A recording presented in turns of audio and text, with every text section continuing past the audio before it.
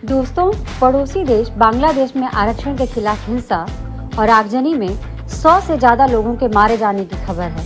कई जिलों में बॉर्डर गार्ड बांग्लादेश की तैनाती है और हिंसा का दौर अभी थमा नहीं है। हसीना सरकार का मानना है कि छात्रों और युवाओं को हिंसा के लिए उकसाने की कोशिश की जा रही है। उनका इशारा खालिदा जिया की पार्टी बांग्लादेश नेशनलिस्ट पार्टी और जमाते इस्लामी की तरफ है। जाहिर है कि बांग्लादेश में हिंसा फैलाकर कुछ ताकतें इसका फायदा उठाने की कोशिश कर सकती हैं। आरक्षण के खिलाफ यह गुस्सा और बगावत क्यों है, इसके बारे में हम आपको कुछ बताना चाहेंगे। दरअसल 1971 में पाकिस्तानी फौज के खिलाफ बांग्लादेश की मुक्ति वाहिनी ने लंबी लड़ाई लड़ी। कहा जाता है कि इस लड़ाई में मुक्ति वाहिनी के करीब 30 लाख लोग मारे गए। लड़ाई के दौरान पाकिस्तानी सेना ने बांग्लादेशी लोगों और मुक्ति वाहिनी के कार्यकर्ताओं और लड़ाकों पर बेइंतहा जुर्म और अत्याचार किए। उसने अमानवीयता की सारी हदें लांघ दी। बांग्लादेशी महिलाओं की इज्जत आबरू लूटी। रिपोर्टें तो यहाँ तक कहती हैं कि करीब 10 लाख बांग्लादेशी महिलाओं के साथ पाकिस्तानी सेना ने रेप किया। यह बहुत बड़ा आंकड़ा है। इस तरह की घिनौनी वारदात दुनिया की कोई भी प्रोफेशनल आर्मी नहीं करती, जैसा कि पाकिस्तानी फौज ने किया। कहने का मतलब यह है कि बांग्लादेश की आज़ादी में मुक्ति वाहिनी और उसके लोगों ने बहुत बड़ी कुर्बानी दी, अपना जीवन बलिदान कर दिया। बांग्लादेश के निर्माण के लिए अपना जीवन, इज्जत, सब कुछ लुटा दिया।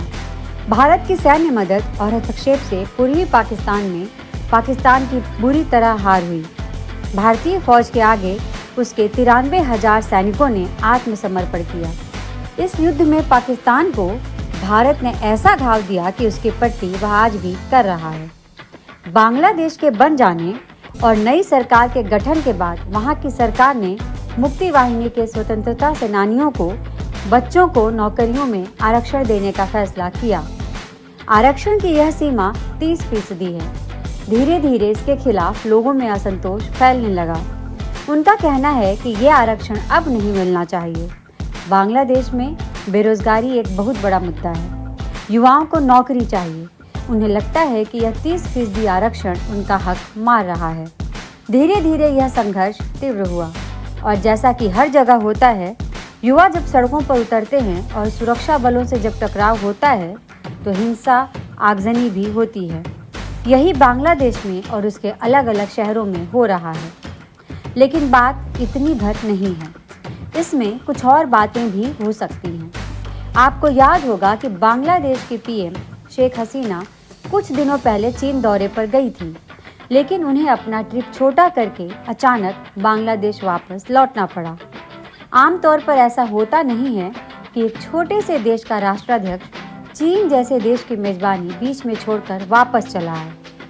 यह तो चीन जैसे देश की इंटरनेशनल बेइज्जती वाली बात हो गई।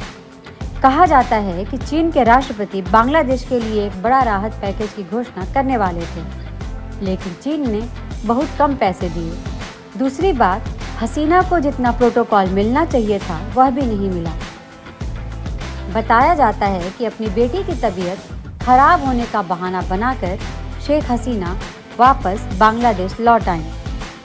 कहने का मतलब है कि दौरा बीच में छोड़कर आने की यह कसक चीन में रही होगी। वह सोच रहा होगा कि एक छोटा सा मुल्क जिसे वह हथियार से लेकर पैसा सब कुछ देता है, वह उसे घर में ही घुड़की देकर चला जाए। दोस्तों, चीन की यह पुरानी आदत है। वह मौके का फायदा उठाने में माहिर है।